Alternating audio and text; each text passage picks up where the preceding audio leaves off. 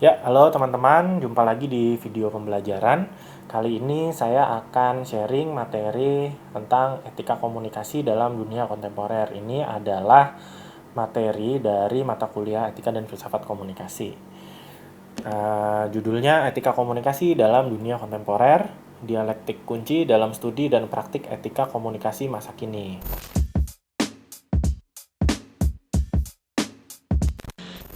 Ada kata-kata dialektik ya, sudah sangat filsafat sekali. Tapi yang akan kita bahas di sini adalah khusus etika. Tuh. Nah, sebelum mulai, saya akan jelaskan dulu capaian pembelajarannya di dalam materi ini. Capaian pembelajarannya adalah mahasiswa diharapkan mampu memahami dan menganalisis persoalan etika dalam dunia kontemporer saat ini, khususnya terkait dengan bidang komunikasi. Jadi nanti kita bahas nih di bidang-bidang ilmu komunikasi, entah itu di dunia kerja atau dunia akademik. Nanti kan ada banyak ya, termasuk jurnalistik, periklanan, PR dan sebagainya. Itu bagaimana sih persoalan-persoalan etikanya gitu. Apalagi sekarang ya semakin dunia cepat sekali berubah ya dengan adanya perkembangan teknologi dan media baru. Itu juga sebetulnya secara tidak langsung bisa mempengaruhi juga nih gitu persoalan etika karena terjadi metode-metode baru, terjadi ya kebiasaan-kebiasaan baru yang seringkali akhirnya menyentuh persoalan itu baik atau tidak baik, benar atau tidak benar gitu. Nah, kita mulai dari beberapa bidang komunikasi yang akan kita bahas apa saja. Jadi di sini saya memetakan problem etika ini dalam praktik komunikasi kontemporer. Ada 5 hal yang akan saya bahas. Ya walaupun di luar ini nanti masih ada banyak lagi ya karena membahas persoalan komunikasi sangat luas. Bisa nanti menyentuh komunikasi politik, bisa marketing dan sebagainya. Di sini saya akan membahas 5. Yang pertama terkait dengan teknologi dan media baru. Lalu yang kedua jurnalistik ya. Jurnalistik ini nanti terkait dengan soal privasi, kekerasan, gender dan juga seksualitas. Lalu yang ketiga berkaitan dengan public relations, nah humas ya, juga wilayah dari komunikasi. Nanti akan kita bahas sisi problem etika yang muncul seperti apa sih ya di dalam dunia kehumasan ini gitu. Ini biasanya ya menyentuh isu tentang manajemen krisis, pencitraan ya seperti itu ya. Lalu juga periklanan ya, periklanan dan yang terakhir etika dan keberagaman budaya. Jadi saya hanya akan membahas 5 ini ya, terkait dengan problem-problem etika yang ada. Nah, kita masuk ke yang pertama yang berkaitan dengan teknologi dan media baru. Secara umum, saya memberi subjudulnya user generated content dan pentingnya memahami etika. Kenapa? Karena media baru memungkinkan setiap orang sebagai user generated content dan juga user created content. Artinya siapa saja bisa membuat pesan dan menyebarkan pesan itu. Siapa saja bisa bikin konten ya. Teman-teman bebas mau bikin media sosial dimanapun. Mau bikin akun YouTube, mau bikin konten tulisan, visual, video, siapapun bisa sekarang. Nah, itu yang kemudian apa ya? Kemampuan ini ya, kemampuan yang setiap orang ini bisa untuk memproduksi konten apapun ini digunakan untuk banyak kepentingan ya. Ada yang marketing ya, buat jualan, buat promosi dan sebagainya. Ada juga sampai ke politik juga gitu. Jadi kemampuan ini nanti digunakan juga untuk politik ya. Contoh misalnya ada fenomena buzzer ya, buzzer RP sebutannya biasanya ya. Buzzer RP, buzzer-buzzer politik. Jadi siapapun bisa bikin konten, tapi apakah konten-konten yang dibuat ini apa ya etis atau tidak etis? Nah, itu kan yang menjadi persoalan ya gitu. Dan memang terjadi banyak masalah juga gitu dari kondisi ini gitu. Konsekuensinya apa? Konsekuensi dari praktek-praktek ini kemudian memunculkan ya persoalan juga dalam bidang etika dan yang masih menjadi persoalan di Indonesia adalah terkait aturan hukumnya. Karena aturan hukum belum cukup memadai. Ini menurut saya ya dalam mengatur media baru yang sangat dinamis ini gitu. Indonesia hanya memiliki undang-undang ITE dan itu pun masih banyak yang mengkritik juga ya. Karena apa? Karena ya orang sekarang misalnya bikin konten tertentu yang dianggap menyindir atau apa bisa dilaporkan dengan pasal Undang-Undang ITE, misalnya pencemaran nama baik. Dan juga pasal-pasal lain yang justru belum bisa menyentuh hal-hal lain gitu, persoalan etika, persoalan hate speech, persoalan penyebaran hoax untuk kepentingan tertentu kayak gitu. Nah, jadi teknologi dan media baru ini di satu sisi memberikan kebebasan seolah-olah ya kita bebas mau ngapain aja, kita mau bikin apa aja bisa, siapapun bisa tinggal bikin akun, tapi di lain sisi kemudian menimbulkan persoalan etika juga. Karena apa? Karena yang diproduksi ya kadang bisa menyentuh hal-hal yang misalnya menyinggung orang lain, menyebarkan ujaran kebencian, menyebarkan berita-berita yang tidak benar seperti itu, atau berita-berita yang memprovokasi seperti itu. Contohnya banyak ya. Di sini saya memberi contoh misalnya fenomena endorsement. Kenapa di sini menjadi persoalan? Teman-teman mungkin tahu ya.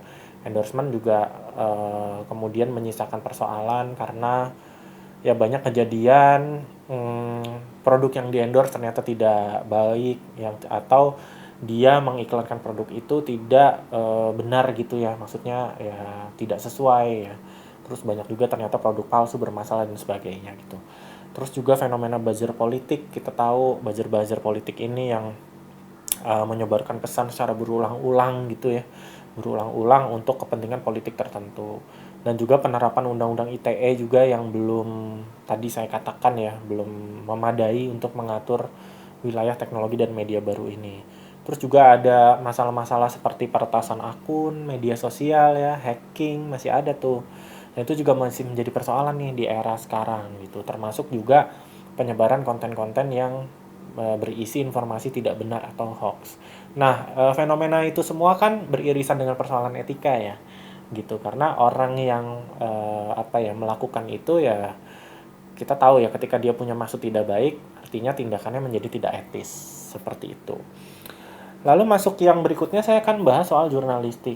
Jadi era sekarang jurnalistik juga mengalami banyak perubahan tentunya. Itu juga ya dipengaruhi teknologi dan media tadi ya sehingga kondisi jurnalisme di era media baru sekarang juga berubah. Yang menjadi persoalan beberapa diantaranya yang pertama kecepatan versus akurasi. Kita tahu media online sekarang menjadi media yang lebih banyak dikonsumsi ya oleh masyarakat. Karena orang sudah semakin menurun ya membaca koran, membaca majalah seperti itu dan juga televisi mungkin ya tidak sebanyak dulu juga ya penontonnya karena berdasarkan beberapa data yang pernah saya baca bahkan penonton YouTube semakin makin banyak nih gitu dan sudah dalam tanda kutip menggoyang ya jumlah penonton di televisi gitu sehingga televisi juga harus berkompetisi dengan itu dan mereka juga sudah banyak kegiatan jurnalistik yang memanfaatkan media-media baru ya. Jadi tidak hanya mereka membuat portal-portal atau berita online tapi juga mereka membuat akun-akun di media sosial, bikin akun Twitter, bikin akun Instagram, bikin akun YouTube dan berita-berita itu ditaruh juga di akun-akunnya supaya lebih tersebar luas. Nah, cuman yang jadi persoalan adalah kecepatan tadi. Akhirnya orang berlomba-lomba ingin menjadi cepat. Berita-berita itu, media online berlomba ingin menjadi paling cepat, tapi sayangnya tidak dibarengi dengan akurasi.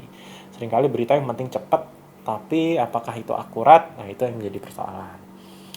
Terus ada juga fenomena jurnalis sebagai user generated content. Jadi jurnalis kalau dulu ya jurnalis nulis di koran udah kita tahu namanya aja.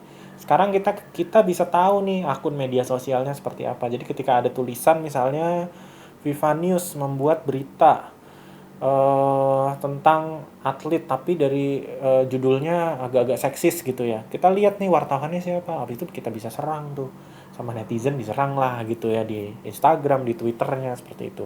Dan juga seringkali jurnalis yang di media sosialnya misalnya berbicara tentang apa gitu.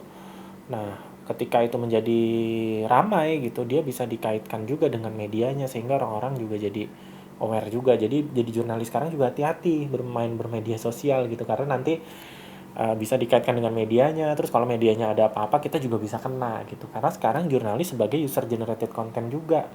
Jadi interaksi masyarakat bisa langsung sama jurnalisnya. Kalau dulu kan agak susah ya, misalnya kita baca berita di koran, terus kita ingin menanggapi nih siapa sih yang nulis nih jurnalisnya. Nah, susah gitu karena belum ada era media baru gitu. Nah, sekarang kita bisa cari gitu. Kita bisa cari, kita bisa nanya ke dia, "Kenapa sih nulisnya seperti itu? Berita ini tidak benar loh," misalnya kayak gitu. Terus ada juga muncul di ranah jurnalistik ya, problem etis terkait keterbukaan informasi dan privasi. Nah, ini kalau teman-teman perhatikan di media-media online banyak yang mengambil ya sumber berita hanya dari media sosial orang, dari potongan YouTube orang gitu tanpa melakukan verifikasi lagi terhadap ke orangnya. Ya kayak siapa nih posting apa, ya udah langsung dijadiin berita ya, terutama yang berkaitan dengan public figure biasanya ya. Fadlizon menyindir Jokowi, wah itu jadi berita di mana-mana. Padahal itu berita cuma ngambil dari cuitannya Fadlizon aja gitu kan. Mestinya harusnya membuat clear ya, maksudnya membuat lebih jelas lagi, misalnya dengan menelpon si Fadlizonnya, menanyakan kenapa emang bener nge-tweet itu, kenapa sih gitu misalnya gitu. Nah, ini soal privasi dan keterbukaan informasi jadi persoalan karena orang sekarang bisa ngambil apapun dengan bebas di era media baru.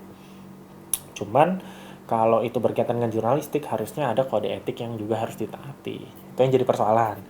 Lalu juga ada isu gender dan seksualitas yang masih menjadi persoalan juga ya. Banyak sekarang berita-berita yang sifatnya seksis ya. Ngomongin atlet tapi yang dibahas apa seksualnya gitu. Nah, itu jadi persoalan juga. Dan di era yang sekarang orang menyebutnya sebagai clickbait ya, banyak judul-judul yang mengarah ke situ supaya orang ketika membaca judul pengen ngeklik gitu. Nah, itu jadi persoalan juga karena apa? Karena media-media online sekarang kan berlomba-lomba untuk mendapat klik atau view yang banyak gitu. Tapi sayangnya yang digunakan caranya adalah dengan membuat judul-judul yang seperti itu. Itu jadi persoalan ya. Jadi itu jurnalisme di era media baru juga tidak luput dari persoalan etika, dan itu juga ya bisa menjadi perhatian kita ya sebagai seorang yang belajar ilmu komunikasi. Berikutnya terkait dengan public relations atau PR, ini beberapa hal-hal etis terkait PR sebenarnya juga bersinggungan dengan kegiatannya ya. Biasanya ada fenomena penyuapan dan penggiringan opini bagi seorang PR gitu. Terus bagaimana seorang PR misalnya menggunakan opinion leader ya, orang-orang yang dianggap bisa mempengaruhi pendapat orang, tapi mengabaikan soal etika misalnya gitu. Atau membangun citra di era media baru sekarang kan terlihat lebih mudah ya gitu. Misalnya kita bekerja di perusahaan kita kelola nih citranya di media sosial dengan membuat akun resmi, dengan membuat website yang bagus. Nah, terus kadang-kadang kita juga apa ya menggandeng gitu beberapa opinion leader atau orang-orang yang dikenal gitu untuk membantu mempromosikan perusahaan kita atau membuat reputasi perusahaan kita jadi lebih baik gitu. Nah, tapi kadang-kadang terjadi persoalan juga. Jadi ya bisa terjadi persoalan ya. Misalnya kita meminta seorang endorsement atau selebgram untuk menginikan perusahaan kita, tapi ternyata selebgram itu jadi bermasalah secara pribadi, otomatis citranya juga jadi jelek ya. Misalnya dia ngendorse produk kita tapi ternyata oh dia bermasalah nih soal apa gitu misalnya ya. Nah, itu juga jadi persoalan. Dan banyak etika lainnya ya, misalnya berkaitan dengan jurnalis juga ya. Kalau dulu kan memang ada fenomena menyuap jurnalis ya supaya apa, supaya pemberitaannya jadi lebih baik. Tapi sekarang walaupun itu sudah berkurang ya, tapi kemungkinan itu masih ada dan itu juga masih menjadi persoalan etika di bidang public relations. Kalau public relations sih kurang lebih seperti itu ya. Kita bisa melihat bagaimana kalau misalnya konsultan-konsultan politik, biasanya kalau kita menjadi PR di bidang politik, nah itu yang rentan sih terhadap pelanggaran etika biasanya ya gitu. Karena ya informasi yang diberikan eh, seringkali tidak tidak tepat gitu ya, demi demi menaikkan citra atau elektabilitas si calon yang kita ini. Nah,